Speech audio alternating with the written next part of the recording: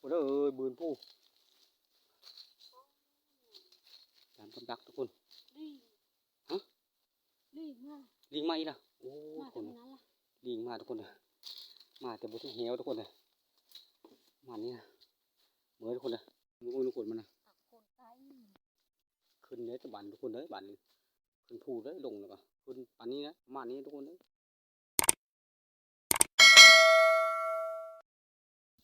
เอากลับทักทายสบายดีและสวัสดี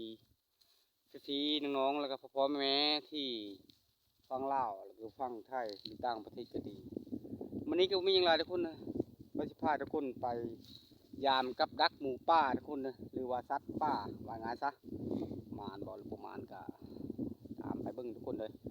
คือว่าดุนแล้วไม่ได้ไปทุกคนเลยคลิปก็บ่มีทางลงก็เลยเอาคลิปสีแล้วทุกคนเลยคนอื่นกาเขาซุ่มแล้วก็อย่าลืมทุกคนฮักแพงกันคือเก่าอย่าทิมอย่าปะอย่าละอย่าไล่ทุกคนเลยแล้วก็ขอบคุณทุกคนที่เขามาติดตามรับชมให้กำลังใจที่บ่ปะบ่ละทุกคนเลยคอยขับไม่หยังมีแต่คำขอบคุณนี่แหละทุกคนแต่ว่าคอยเขาหาทุกคนบ่ทันเวลาก็ขอโทษขออภัยทุกคนเลยก็คือเพื่อนๆที่เห็นนี่แหละคอยกะเวลาก็บ่ลงบ่ลายทุกคนเลยเป็นคนสาวไร่สาวนาต้องหาจะสูนทุกคนเลยก็ซ้ำกันกับคนหาสาวขึ้นคำว่าง่ายซะเนาะเป็นยังไงจะผิดพลาดอะไรกะประการใดก็ขอโทษขออภัยทุกคนเลยตอนนี้ก็บรรยากาศทุกคนตามทุ่งไร่ทุ่งนาก็ประมาณนี้ทุกคนเลยบ่มีลมบ่มีทุกคนมีแต่แดดถือว่าบรรยากาศก็ประมาณนี้ทุกคนเลยวันแรกก็ไปทุกคนเลยเป็นยังไงกะประมาณก็ให้กำลังใจด้วยทุกคนเด้อก่อนไปก็คือว่าทุกคนเลยก่อนหนเหวแล้วก็ไก่ทุกคนเลยเอากับดักนั่นก็ได้ถือว่าหลายก็ประมาณ7 โลทุกคนเลย7 เป็นลักทุกคนเลยย่างก็ประมาณ2 ชั่วโมงกับปลายทุกคนเลยก่อนจะได้หอดกับธรรมดาทุกคนเลยไปหอดแล้วก็ได้บุได้กับบุทันหูทุกคนเลยถือว่าไปคือจังไรทุกคนเลยอันบ่ไปก็คือว่าสิได้ไปหอดแล้วบุได้แล้วก็ถือว่าบุได้ทุกคนนะบ่มานว่าง่ายซะกันมือใดได้ก็มานว่าง่ายซะคือจังไรวิธีก็มีซ้ำนี้ทุกคนเลยอย่างอื่นก็บ่มีทุกคนเลย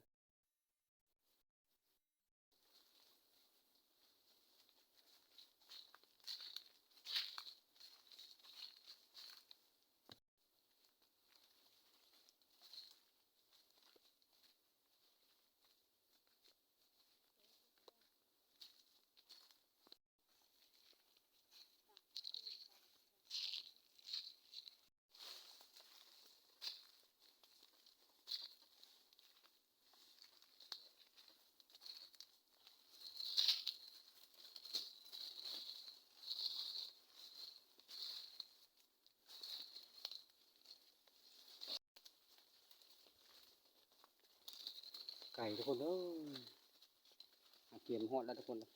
ยังกระบลายไปนะคุณภูลงหอมถึงที่ทุกคนเลยยามคุณลูกคุณดับเขาได้ไปหอดแล้วได้บ่ได้บ่หูทุกคนเลยมีแต่เราลุ้นเราสุ่มทุกคนเลยคุณภูคนละคนอุ้ยตลาดทุกคนเลยใกล้ถึงห้วยทุกคนเลยห้วยละเมื่อทุกคนเลยถือว่าธรรมดาคนชอนแหวหอนอย่างกันทุกคนเลย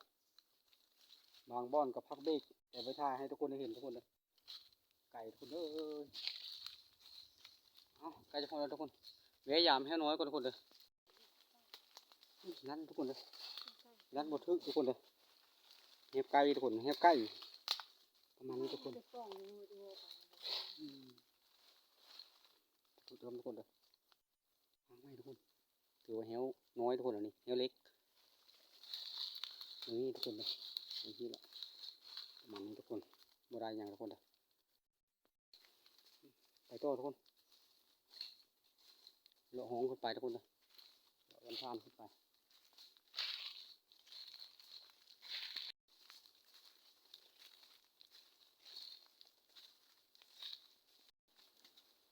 ธรรมดาทุกคนเลย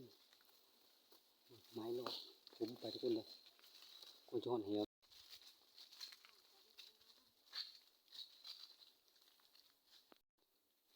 น้ำใส่ก็เลาะโหยขึ้นมาทุกคนเลยน้ำใสดีทุกคนน้ำธรรมชาติธรรมดาทุกคนเลยรับประทานได้ทุกคนเลย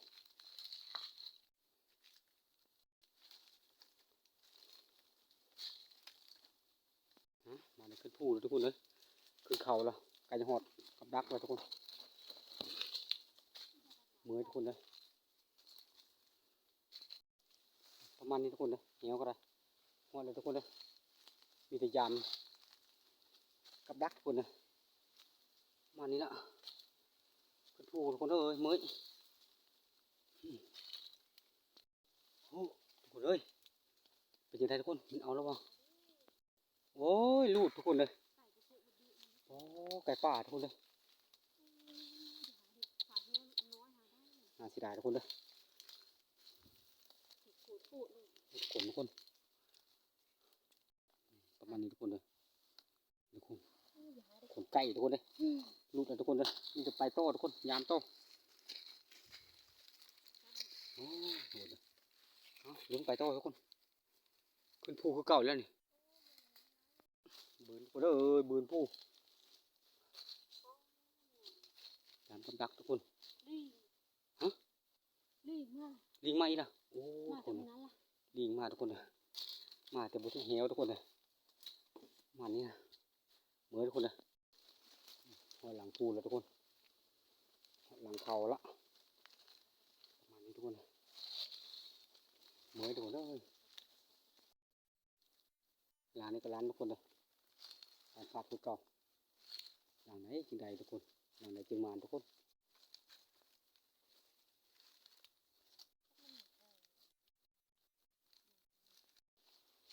มันมีอย่างเกิดขึ้นทุกคนเลย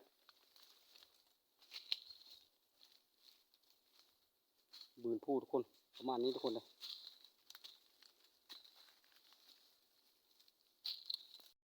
ขึ้นผู้แล้วก็ลงผู้ทุกคนลงเข่าได้บ้านนี้นะขึ้นกับลงซ้ำเดียวทุกคนแต่ยังไม่มีวิเวลทุกคนเลยเนี่ยแต่เราทุกคนได้อยู่ห้องน้ำคือเก่ามานทุกคนมันโดนแล้วมันมากันยังประมาณขึ้นเนี่ยจะบันทุกคนเลยบันขึ้นผู้เลยลงแล้วก็ขึ้นอันนี้นะประมาณนี้ทุกคนเลย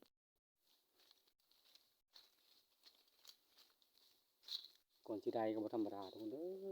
ได้ยังมากบ่ได้ยังมากง่ายเด้อทุกคนเด้อสำหรับอยู่บ้านนอกทุกคนนี่นะบีขึ้นผู้เลยชอบทำสิปีนเถอะบางที่ก็ไปเมื่อนี่เนาะทุกคนเลยเฮ็ดจังไดถือว่าเป็นวิธีของคนบ้านนอกประมาณนี้นะทุกคนเลยเนี่ยก็ประมาณนี้นะถือบ่ได้ยังก็เก็บภาพบรรยากาศตามลงตามป่าให้ทุกคนได้เห็นทุกคนเลยประมาณนี้นะดุงป่ามันควยก็ตึบหนาดีทุกคนเลย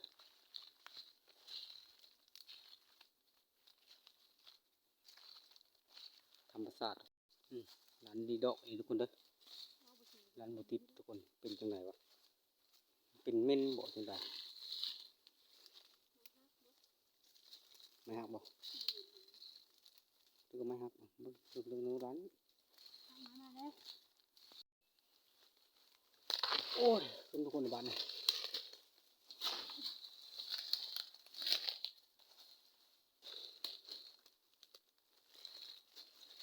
เนี่ยจะเบิ้ลแล้วทุกคนเอ้ยมันน่าบลังอยู่ทุกคนเลยเป็นจังไงวะโดนแล้วบไดมากันยังบได้อยู่เป็นยังไงทุกคนโอ้เป็นแยกทุกคนรูดอยู่ทุกคนเอ้ยรูดเนาะเมื่อยแหละหมอเพิ่นเมื่อยแหละรูดเนื้อรูดเขาไปเกี่ยวนี้ทุกคนเลยประมาณนี้ทุกคนเลยเอาขึ้นไปนะทุกคนเลยขึ้นไปเอาสายแหวออกก่อนมาหางใหม่ก่อนเอาขึ้นมา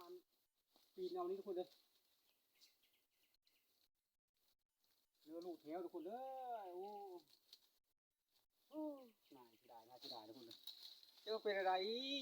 ลูกใดลูกดีเนี่ยก็เบิดละ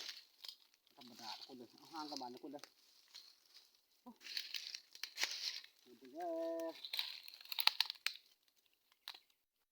หาไม้ก็บ่มีบาท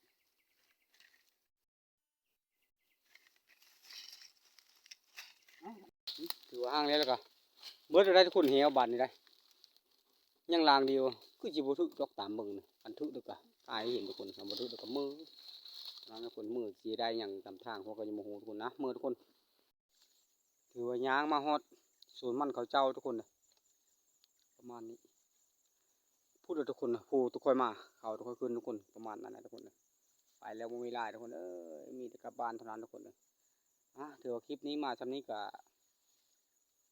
ถ้าผิดพลาดประการใดก็ขอโทษขออภัยทุกคนเลยว่าคลิปอาจจะจบทำนี้ทุกคนเลยถือว่าพยายามกับดักก็ได้แต่ลูกกับลูกทุกคนเลยไปตามความหวังเลยเจอกันคลิปหน้าทุกคนเลยสำหรับคลิปนี้ก็จบทำนี้ทุกคนเลยน้องมุ้งบ๊ายบายทุกคน